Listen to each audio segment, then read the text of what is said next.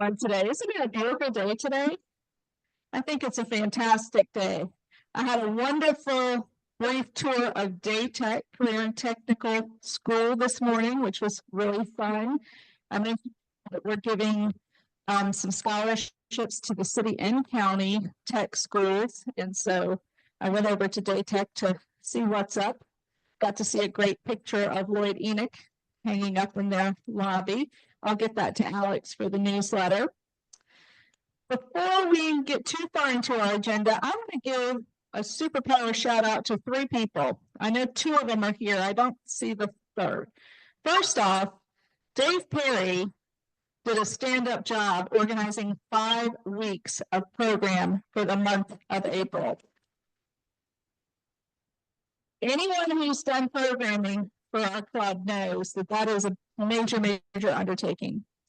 And Alex Barge, Dave Perry, and Leanne Lincolnhofer all get a shout out for helping take over technology for the month of April. And some of them are going to be into May because of Mike's mishap. So let's give them a big shout out as well.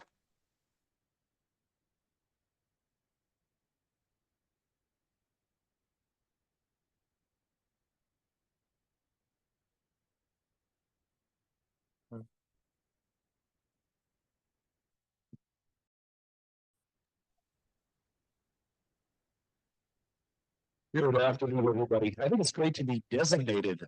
I am a designee today for Preston Tyler. So I thought of the word introspection, and instead, over the last week, I've been thinking of the word inspiration. And it all started with the prayer breakfast last week.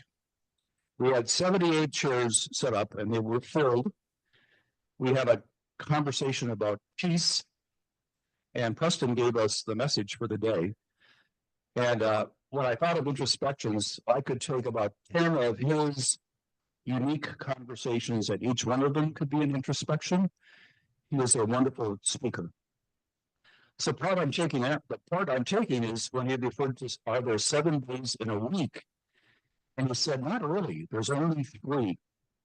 Think of yesterday as a canceled check. Think of tomorrow as a promissory note. And today is cash in hand. You should do what you need to do today.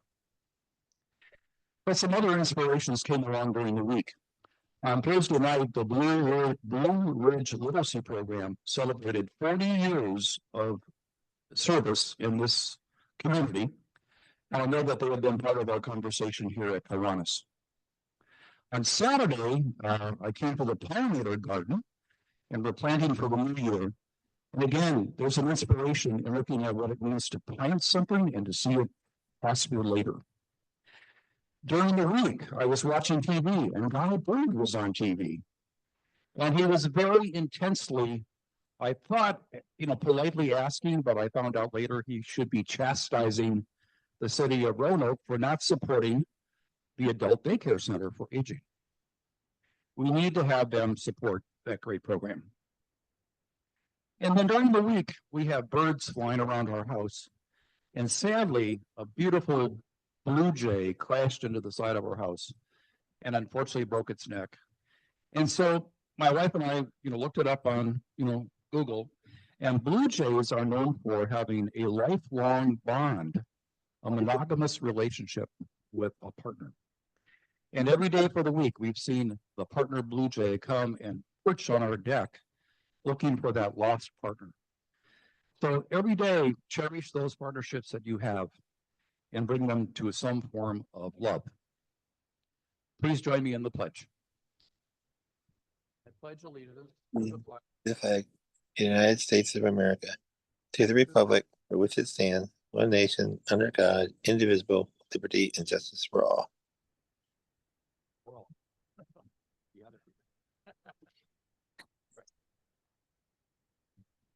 Thank you, Bruce. What a great way to weave all those Kiwanis moments together. Does anyone watch Jeopardy? Did you see the Canadian miss the answer about the Pledge of Allegiance last night? He got the wrong preposition. He said in God was added to the Pledge of Allegiance instead of under God, and he lost a pile of money on it. But he's Canadian, so he gets a pass. All right, Andre, did we have any guests today? No guests. Okay, no guests today. All right, next up, we're going to do our May birthdays. And I did a quick scan of the room, and I think we only have one person in here today whose birthday is in May. I'm going to read the full list, though. If you're here today and your birthday's in May, stand up for us. Sheila Umberger, May 3rd. Ryan LaFountain, May 5th. Emily Bailey, May 9th. Steve Bowery, May 10th. David Bowers, May 11th. Hi Nicely, May 14th. Luke Young, May 15th. David Points, May 16th. Jeff Vick, May 18th. Bob Bradshaw, May 25th. And Ashton King, May 29th. Let's all give them a birthday song. Happy birthday to you. Birthday to you. Happy birthday, Kiwanis. Happy birthday to you.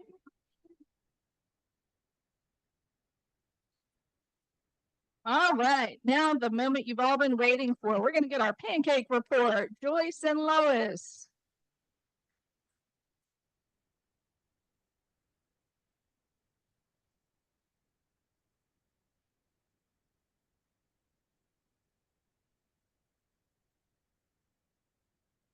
All right, how's everybody today? Good. It's beautiful. How can you not be good today? So this Saturday we have this little event. Anybody going to be there? You guys, I am so excited. It's one of my favorite days of the year. So we've gone through week 7 now. This is the last turn in today. We had a lot of money turned in, so I'm excited for John to count that up and find out how we did this one.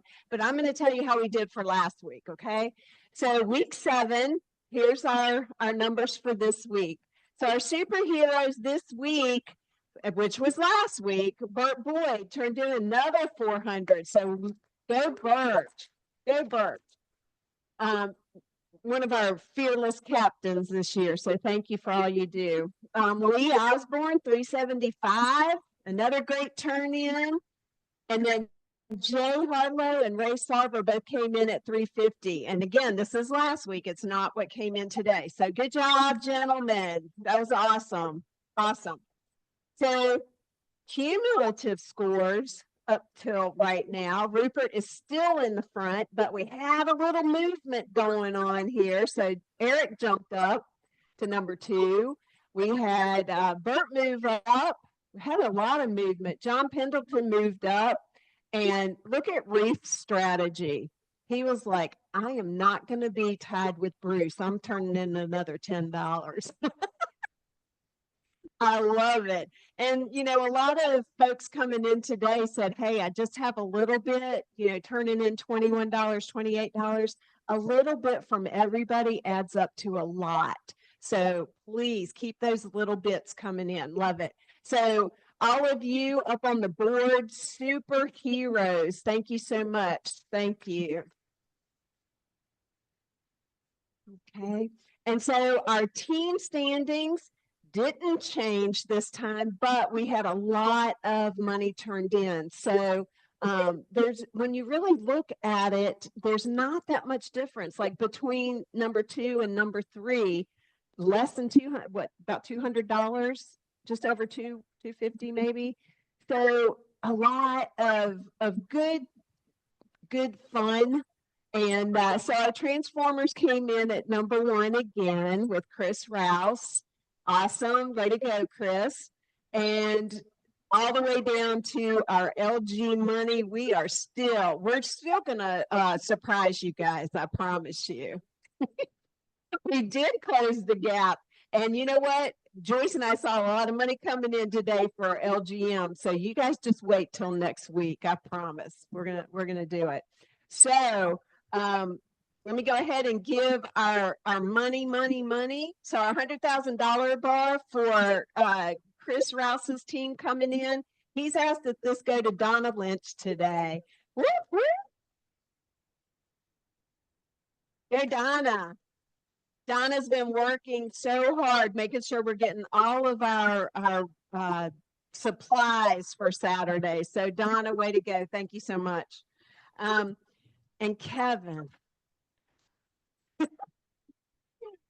I'm telling you, I think it's because of the candy bars. It's the 0 bar. He just keeps coming back for more and more. Okay, he said he asked that it go to Hugh Brown today. So I love it. You guys are awesome. Okay, so for the week, for this past week, we had another good turn in, over $4,000, $4,060. You guys, this late in the game, that's huge. So good job to everybody getting in $4,000 in 1 week. Great. So where does that put us? Our cumulative to date, we are at just under $37,000. You guys, that's phenomenal. Thank you so much. And so we want to finish strong. This is about 74% to our goal. So if you can see, Joyce has got our racing to the star. We're close, you guys, we're close. And if you guys remember a few years ago, 40,000 was our goal.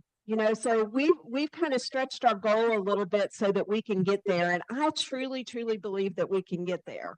Harry, if you come up and say a few words just for Saturday, we're going to have Harry remind us of some volunteer opportunities.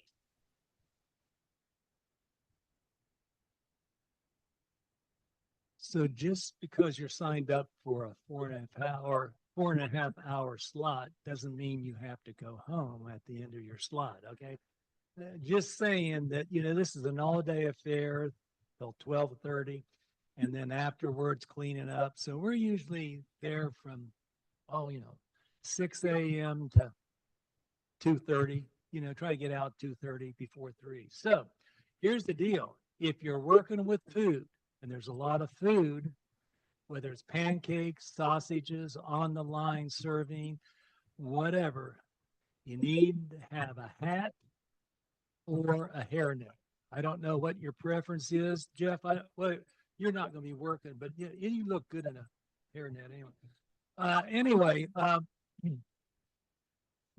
So I think that Chris may be wearing some those little hook hats, stuff like that. But anyway, I assume everyone's going to be wearing their Kiwanis shirt and make it a big day. Okay.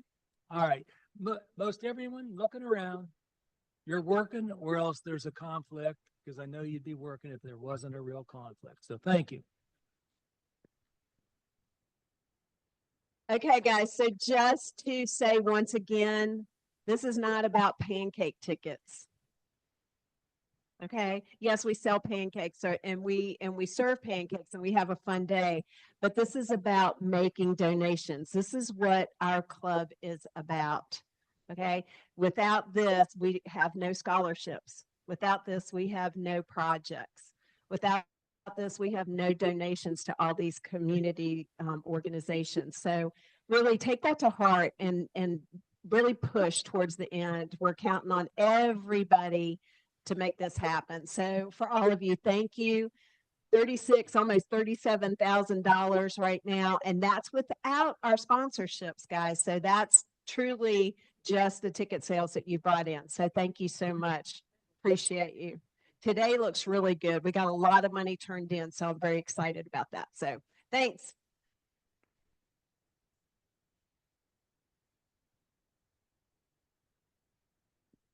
Hey, Bruce very eloquently mentioned the nature park planting from this past weekend. If you helped with that, raise your hand. All right, let's give them a good round of applause. Thank you very much for getting those plants in the ground. And we had a nice rain shower, I think, that helped keep them healthy.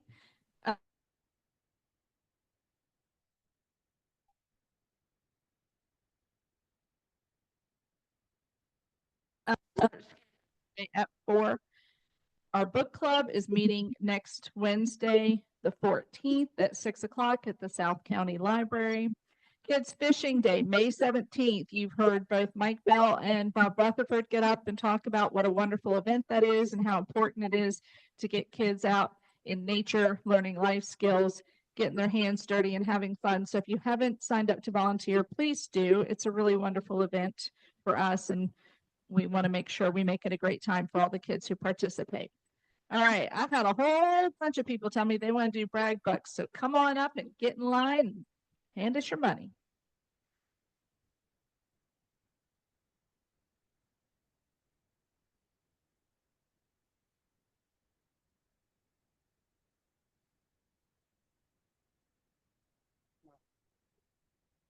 Hi, my name is Leanne Wright. I work for an organization called Children's Trust here in Roanoke. For those who aren't familiar with Children's Trust, it's a nonprofit that's focused on child abuse prevention, intervention, and advocacy. We are doing something different for the month of May, and I put some flyers on your table, and it's something that's super easy for everyone to do and get involved in. I have a donor who has approached us and they've agreed to donate $10 to Children's Trust to help us further our mission for every blue pinky nail that I collect. So basically, I have blue nail polish. We're getting a bunch of people to paint their pinky nail blue. We have some people around the room who have already agreed. And what we're calling this is the Pinky Promise Challenge. The significance of the pinky nail or the one fingernail out of 10 is that unfortunately by the age of 18, 1 in 10 children will experience child abuse. So we're just trying to raise awareness for the work that we do and to do so in kind of a fun way. So if you're interested, let me know. I'll be here today with blue nail polish. I'll also have it at KPAD on Saturday if you'd like, and it comes off really easily. It really won't disrupt your life, I promise. Thank you.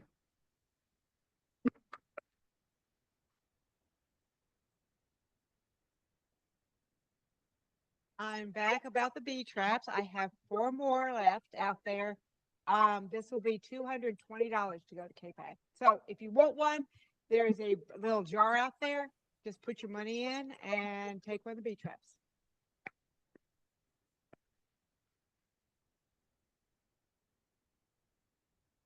Okay, the fellow Kiwanis, I've been working as an advisor with the Fleming Key Club. I'm glad to announce that we will have 10 key clubbers from Fleming working on this Saturday. They have been very active. They've worked the women's abuse conference at my church. They will be working on this Saturday, and they will be working Fun Day. And on May 31, there's going to be a lot of fun at the Kiwanis Playground. It's all going to go down, so we need to see you there, okay? Everybody be blessed.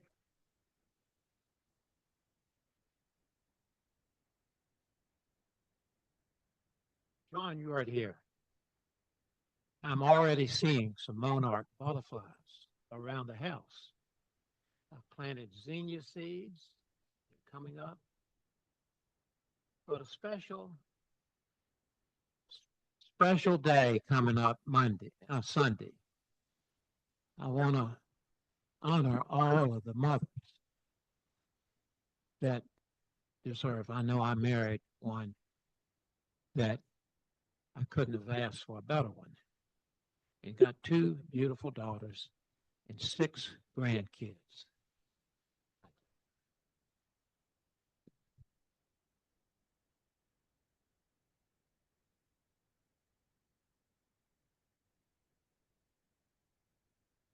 Hi, I'm David Hartman, and this is my wife Sherry. We were chairman of the prayer breakfast committee, and I just want to thank the many individuals involved.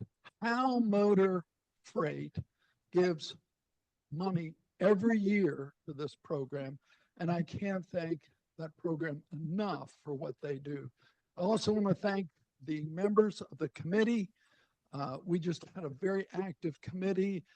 I'm a little nervous about naming them because I know someone's going to slip through my memory as I get older. But Ken Briggs is unbelievable at selling tickets. Jackie plays such a critical role. Rita Joyce was new this year, helped with the table place Bruce Swanson, as you heard earlier, did a great job. And then we had Preston do a great talk. Milton Hardy did a great MC. Judy Clark played just wonderful music. And Amy and Lee put together a great breakfast. And then we had a number of facilitators that did a great job. So it was a really wonderful, wonderful day. Well, the Montgomerys welcomed everybody. Montgomerys are always involved in everything, and they were such a critical part of this. And then the final thing I'd like to mention is how much I appreciate the speaker coordinators. Jeff Vick in January did a great job, and I think Keith Hartman helped him. Chris Rouse in February did a great job. J.C. Taylor was wonderful in March, and it was mentioned earlier, Dave Perry has done a great job in April. Lois James can do it all, and she helped me with May, and we're looking forward to Bert Boyd. He's got some great names lined up for June. So thank you all so much.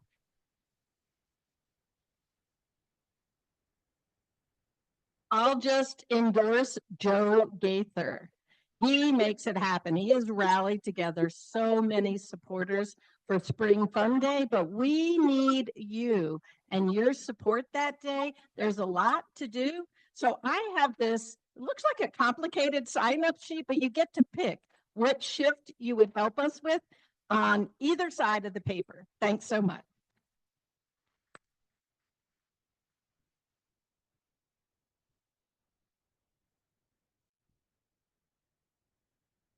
First of all, my first prayer breakfast, and it was awesome, well put together and great attendance, and I truly enjoyed it.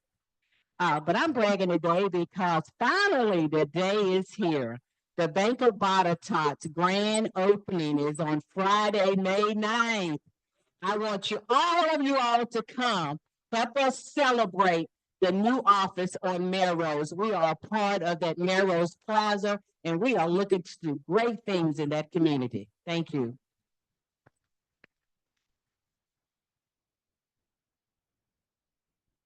Wow, how do you follow all that?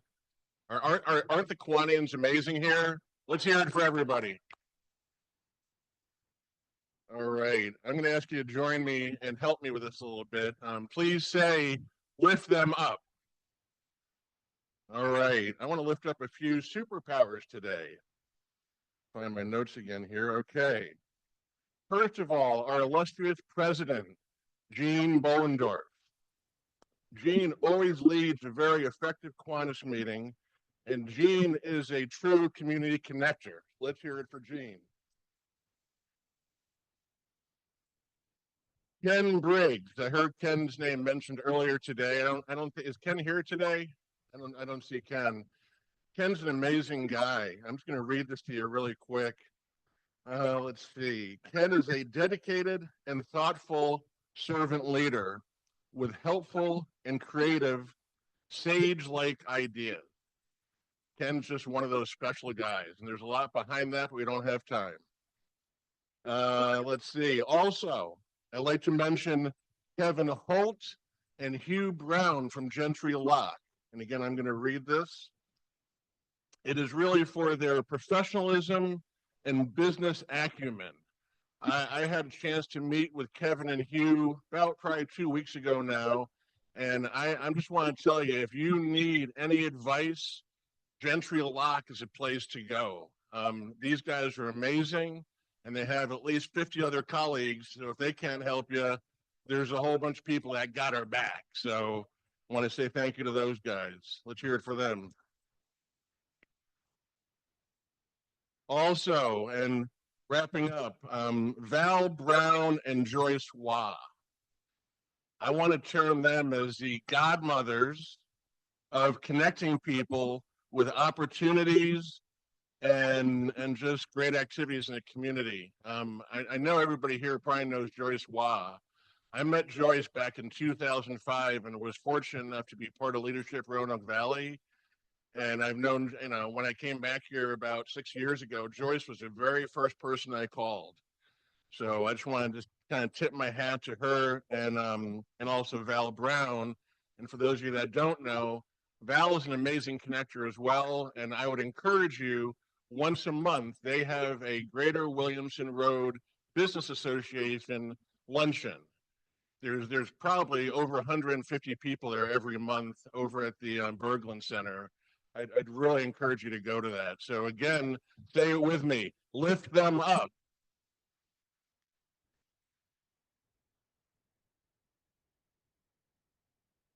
Thank you, Chris. What a great bunch of brag bucks. And I'll just point out that David Points just walked in, so make sure you wish him a happy birthday this month.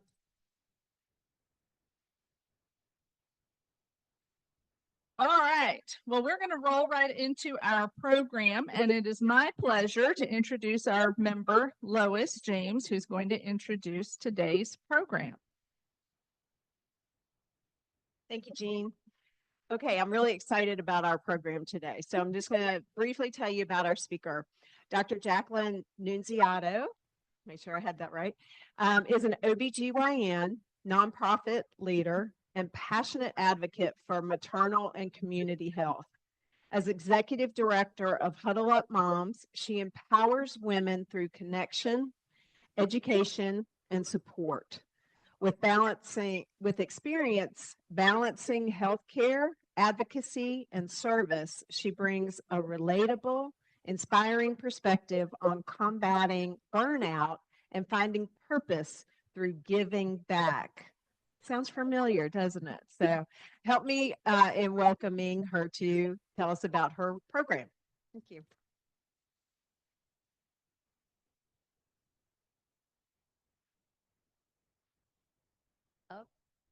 I was just looking to Alex.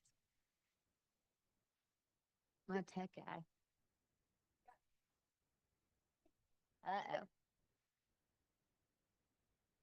We will work it out. I know what my first slide is. So I just wanted to, usually I think people speak for a significant amount of time and at the end they say thank you. And I like to flip that whenever I'm talking to a crowd because I think leading with gratitude, especially the ability to elevate the work that you do is crucial to spreading awareness and spreading the message. So I do know my first couple of slides anyway. I wanted to thank the Kiwanis Club for having me here today. Thank you, Alex.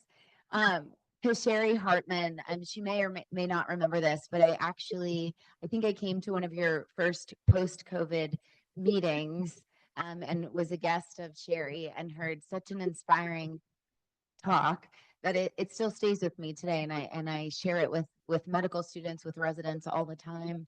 And when I left that meeting, I thought one day I'd love our nonprofit to be big enough and the mission that we have to be big enough to speak here. So it's quite full circle for me, and I truly appreciate that. So thank you so much for your time.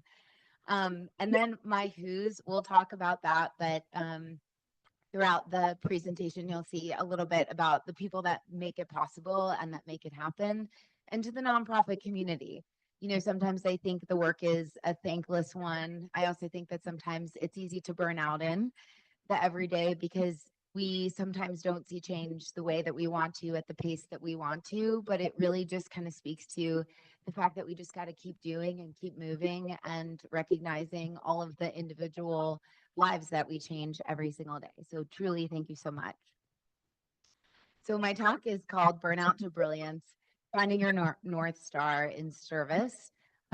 Usually when I give this talk, I give it in 12 steps, but it's a shorter amount of time, so I've pared it down to 4. And again, thank you so much for that beautiful introduction. Whenever we give talks, we have to, as a doc, I have to give disclosure talks, but I'll kind of skip through all of this. But I will say, I am biased. I started a nonprofit. I'm an OBGYN, a women's health provider, and I am raising 2 girls in a society that feels a little chaotic in many moments. And so it's my why. It keeps me motivated. It keeps me passionate, and trying to make the world a better place for the 2 of them is truly part of the bias that I think that I carry every day. And then I probably wouldn't be as successful without brilliant people that speak words into existence. Brene Brown is one of my favorites. And I recently got finished reading Who Not How by Dan Sullivan and want to share some of the principles with you. And just showing some honest vulnerability. I think knowing who you are and your strengths and weaknesses can be really invaluable in the nonprofit world. So whenever I have this picture almost everywhere I am. It's in my kids' room. It's in my office room. Does anybody know or has been to Colorado for this bridge? It's the tallest suspension bridge in America.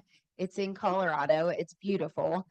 And this to me is really a great representation of life and the nonprofit work that we do and service in general, and really speaks a little bit to how to avoid burnout. I'm going to try and time myself so that way I don't go over. But this bridge, my husband, this is an ode to the Who, but my husband and I have known each other since we were 17. And I'm going to turn 43 soon. So a long time. And he's a traffic engineer. So we have bridges all over our house.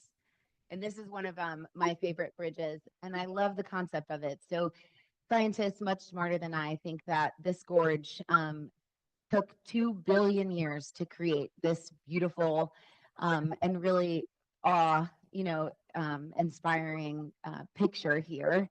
And the suspension bridge was the first of its kind. It was built in 1929 by just 80 men, and it only took 7 months to build, even though it was the first of its kind. And I love that because for me, what it shows that sometimes things can take years and years and years, right? Like the picture here. And it can seem impossible to overcome, but with the right team, right, and the right vision, it is attainable to move beyond kind of what you see and to cross what seems to be something that's impossible. And so I also love this bridge because in 1929, I'm not sure they fully understood what building a bridge that carried a load of 2 million pounds was, but it stood the test of time. And so it's also about planning for your future and building the right team around you so that way you can keep yourself sustainable. And so I look at this bridge pretty much every day. And then just kind of reminders. I'm a big quote person. So let's kind of maybe.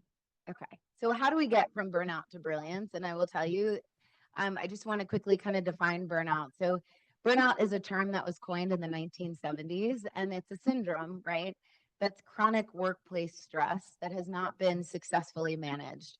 Last year, Forbes magazine said that 89% of Americans are considering themselves burnt out, not only in their career, but in their home life, in their community, right? And it's feeling energy depletion or exhaustion. I know that people probably come to these meetings every week to feel rejuvenated, to feel less burnt out, to do the things that really matter to them, and how crucial that is, right? To combat the things that can weigh us down and be kind of rocks along our journey. And when it comes to burnout, there's lots of different things that come to mind. And the biggest ones are the inability to live the way you want to and proceed the way you want to, and a disconnection between the person that you are and the person that you can be because of your surroundings. Bless you. In the workplace, it's also about being undervalued and having a lack of resources that you need to be successful. And so the 4 causes of burnout, really, there's so much work, right? But I like to redefine it because burnout feels very much like something that you do because you can't cope. And I really like to restructure and reframe it into thinking about how systems are broken and how they lack the ability to give you what you need to be fulfilled and successful and thrive. And I think that's probably where the nonprofit world came from in the first place, right? Seeing places where system changes need to happen, and maybe we don't always have the ability to do that, but with purpose, with the right team, we can navigate those. Success is liking yourself, liking what you do, and liking how you do it. You know, if anybody knows a doctor, one of the things that we do really well is we're in school for a really long time. we pay for it, we're in it, we miss holidays and birthdays, and on a good week, I still on paper work about 60 hours a week physically. And when I became an attending and started practicing, it was a culture shock for me because I love what I do, love it. But if I was being totally honest with myself, I wasn't liking myself. I wasn't liking what I was doing, and I wasn't liking how I was able to do it with a system within the system. And so it was important to kind of think about and recognize that I was in a burnout position. And so part of that led to this journey about discovering how I can get myself out of it. And so I wanted to kind of share that with you in a vulnerable space and how that really started into my nonprofit work. So important to know yourself. I don't know how much you guys want to know about me, but I use this analogy all the time when I'm coaching or talking to students and residents and other medical providers. But has anybody ever done the tree of getting to know yourself? If you haven't taken the time to be reflective in this way, that's everybody's homework, and sharing it with the people that you care about and love. But leaves are the things that everybody sees. It's Dr. Jacqueline Nunziato. It's mom of two. It's the changes of who you are over the last 5 years.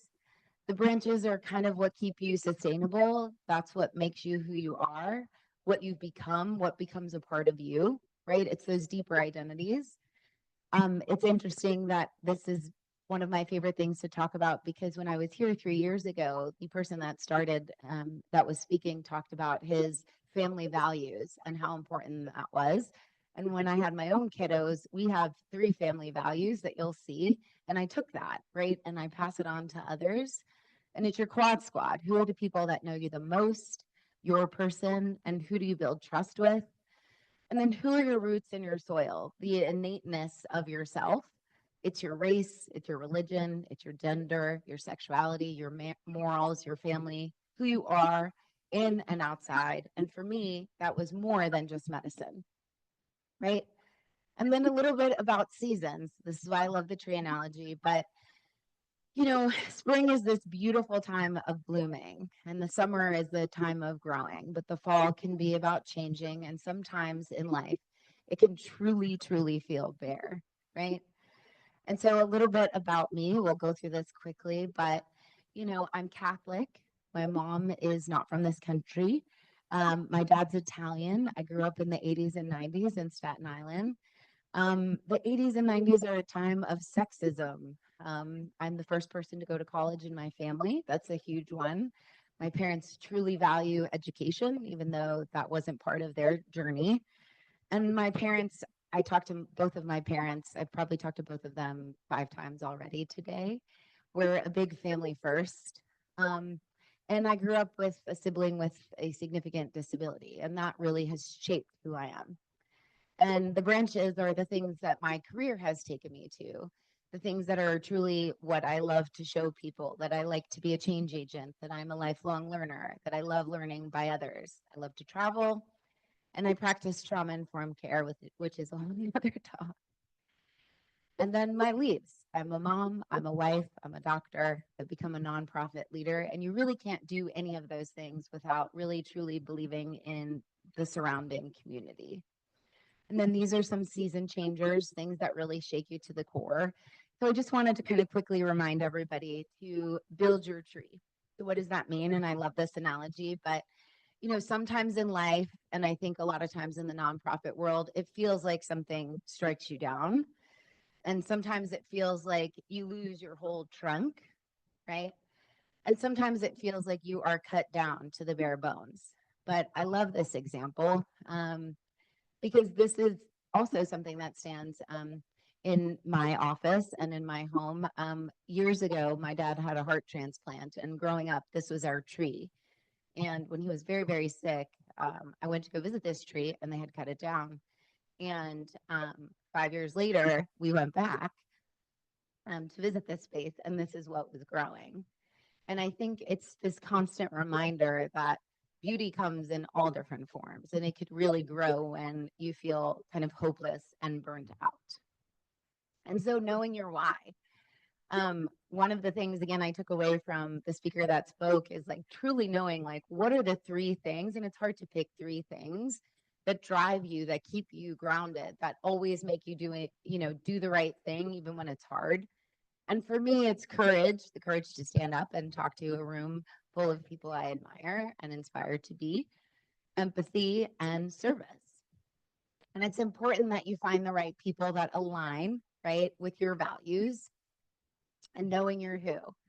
So the nonprofit that I started is called Huddle Up Moms. I'm a huge sports fan. So is my husband. It's interesting. Neither of my girls are athletic. They do not want anything to do with sports. But I named Huddle Up Moms because I truly wanted to create a space where women can come together and support each other, share and communicate and be part of a team. I also think knowing your who is about who your stakeholders are. And then who your ambassadors are, who's going to be your mentor, who's going to be the person that boosts you up when you're feeling down, who's going to be the person that shows you that sometimes you need to be a lion and sometimes you need to be a kitten in certain situations. And that's really crucial to moving forward, especially in the nonprofit world.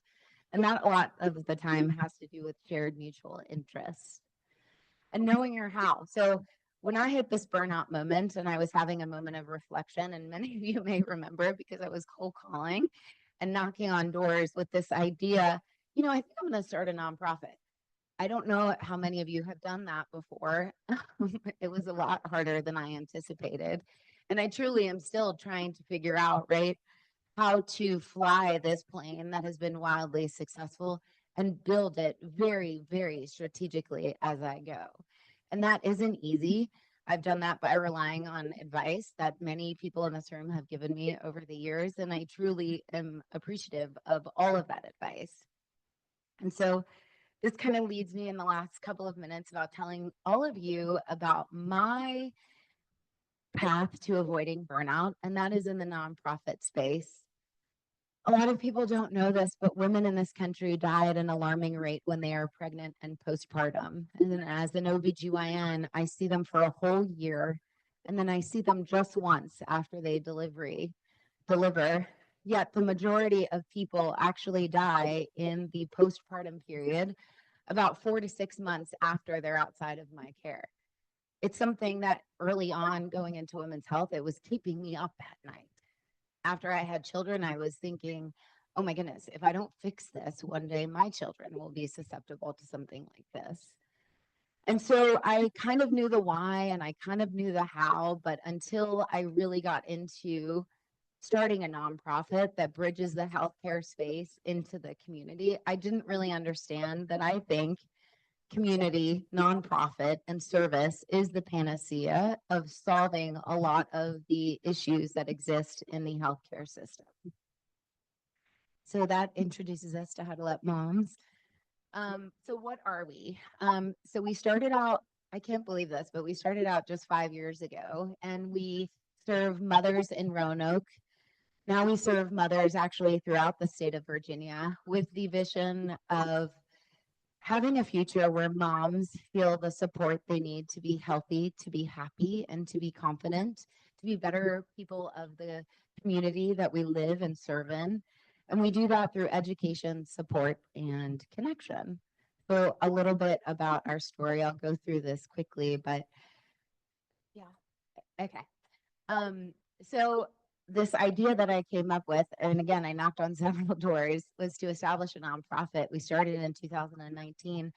I had no idea a pandemic would hit. And most nonprofits, I think, probably took a hit during this time. We just were having people reach out to us, like hundreds of emails I was getting just with the idea of trying to connect mothers. We actually received our nonprofit status the day before pretty much the world shut down. And I think that that was truly kismet and meant to be. What we did was we quickly went into action. We created peer-to-peer support groups where moms could connect with shared similar interests.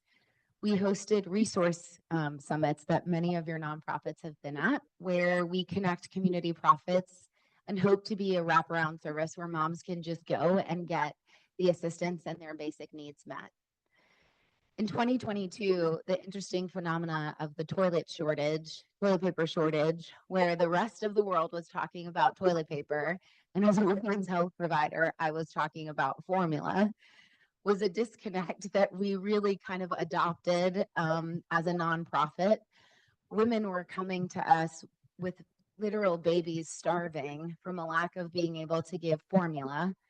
I knew as a healthcare provider that Virginia would get hit the hardest because we negotiate those terms as a state years and years and years before.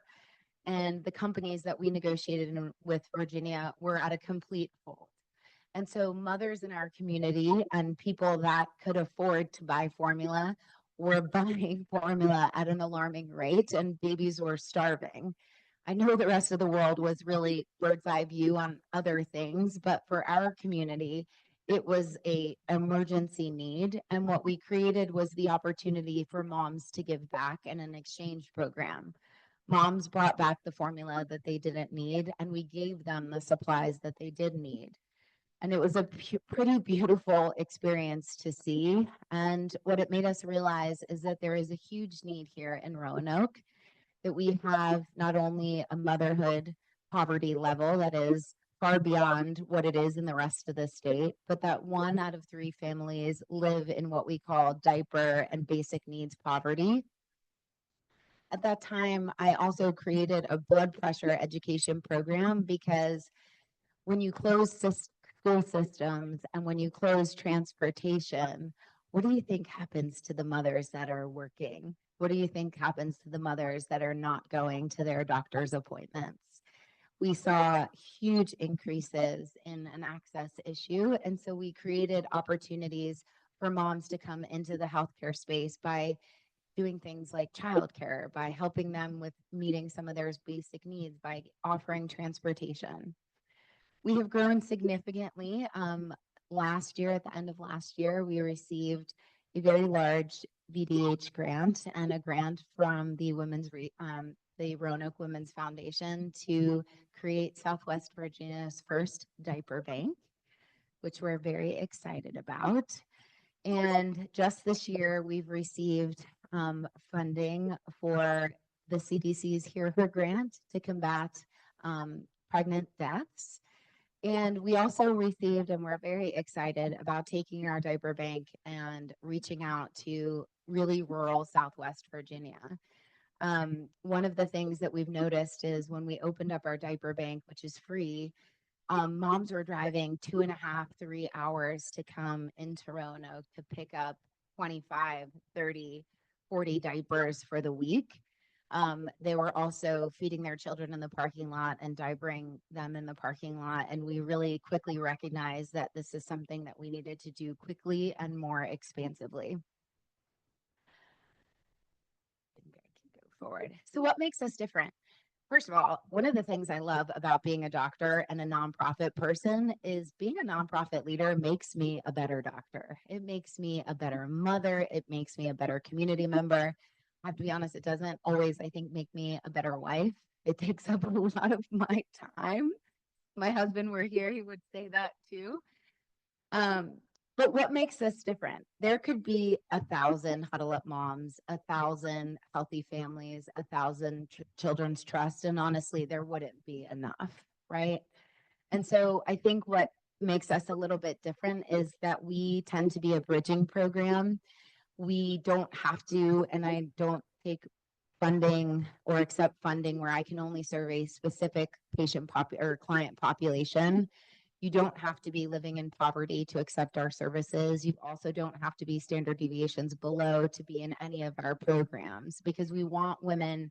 What we're finding is that women would come to us and take an extra shift and be kicked off of Medicaid services, where they would try and better themselves by taking new positions or a second job, and were kicked off some of their programs and their funding. And so we felt really strongly that we needed to create more of a bridging program. We meet moms where they are. We're constantly dropping off things so people don't have to come to us. And one of the things I was just talking to Alex is that we're an all volunteer organization. We are growing way too big for that. And so our goal for the rest of this year is to really figure out how to drive our mission to be sustainable, where we could pay staff, because we have a huge need there. So this is just a little bit about some of the other things that we do. We have 50+ education programs that we've done over the last 4 years. We have 14 different peer groups. We have 50+ community partners. We host a huge Women's Day. It's June 7th. It's one of my favorite days of the year. If you know a mom, if you are a mom, if you support moms, you got to come. Beth Macy is one of our board members, and she'll be speaking at the summit. And this is our blood pressure program. Again, this is education programs to kind of supplement some of the gaps in healthcare in general. But all moms that are enrolled in their program get a blood pressure cuff, they get a care coordinator, they get free services, they get a year's worth of diapers, they get formula. And so it's really a wraparound service so that way they can focus really on their own health. I think I'm going to try and go quick here. Yeah. So just a quick why. So 50% of the people in this area and in Southwest Virginia that have babies are below the poverty line, and about 15 to 20% of the household income average goes to diaper costs. That means, and most of the diapers are not covered by insurance, by programs that exist. That's my warning. Yeah. No. Oh, okay. I was like, that is right on time. Just kidding. Okay. All right. I will go quickly. I'm just going to take that as kismet. Yep. 5 minutes. So again, nearly 1/3 of the families in Roanoke, and that doesn't count, right, the rural communities.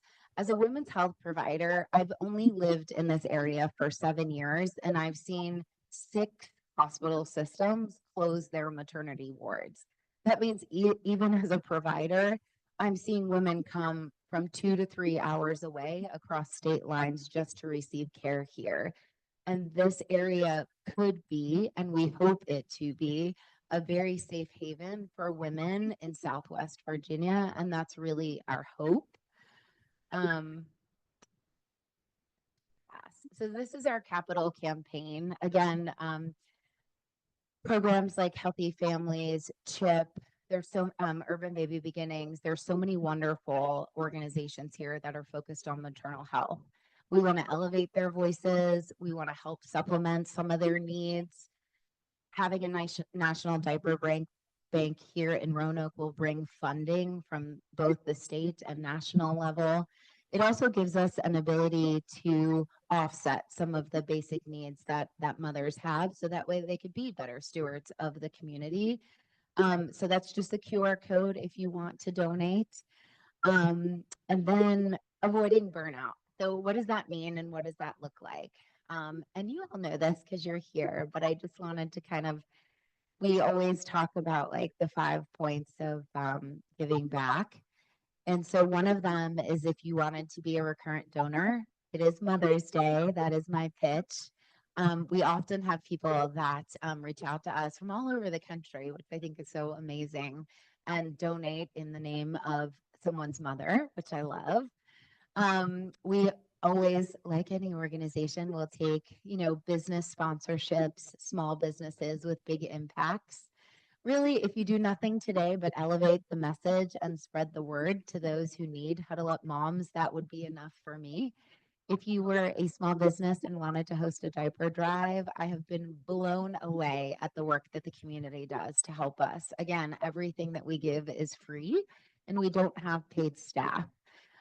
If you want to come and wrap diapers, if we receive any funding at all, we can only give moms 25 diapers at a time. And so we wrap diapers. We open up boxes and we spend all day wrapping diapers with cute little messages to moms. And you can join us. We're always looking for people that want to be on our team, want to be on our board, want to volunteer or be on our committee. So thank you. Yeah.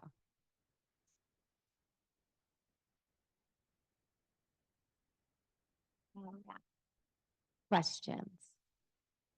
Yeah. Oh gosh, we'll have to go out to dinner for that one. No, as someone who, again, I love what I do. I am obsessed with medicine. I wear a lot of hats and they actually all interlace with women's health.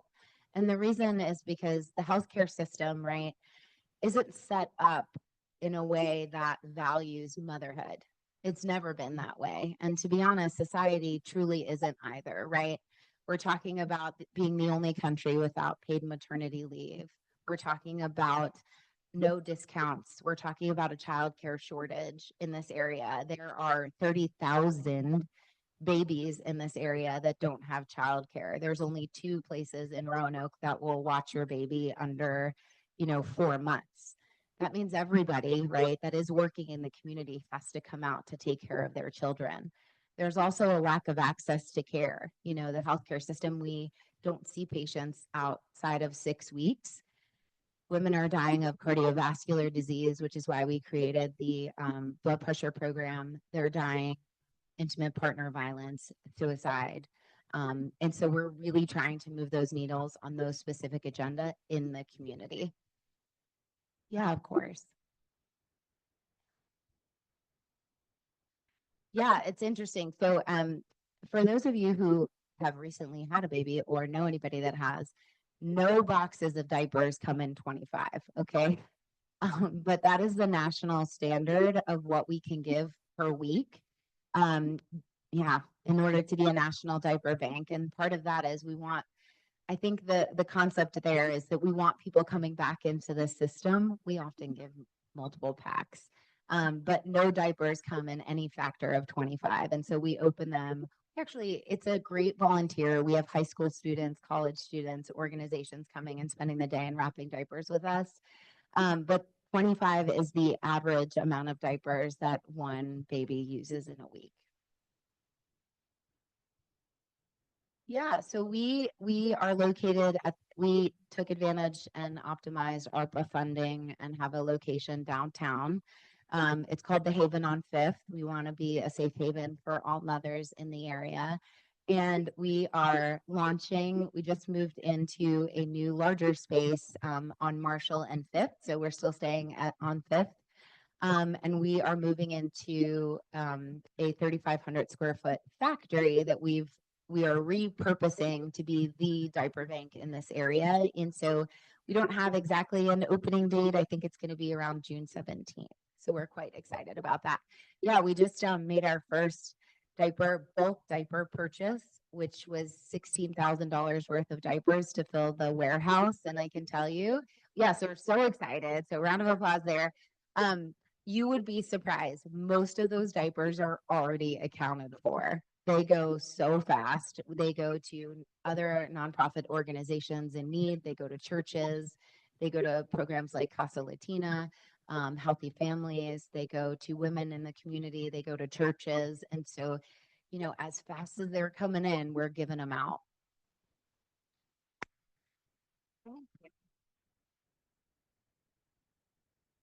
Well, I think that was terrific. And we do have a small honorarium for Huddle Up Moms. It's probably not going to cover too many diapers, unfortunately.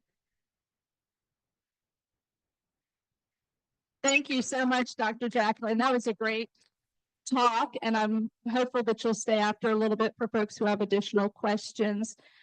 So this week, we learned about what happens when you're starting out your life. Next week, we're going to be learning about what happens when you end your life and you go to forest rest. That will be our talk. And then we also have scholarships coming up this month, as well as a week off. So thank you, everyone, and have a great day.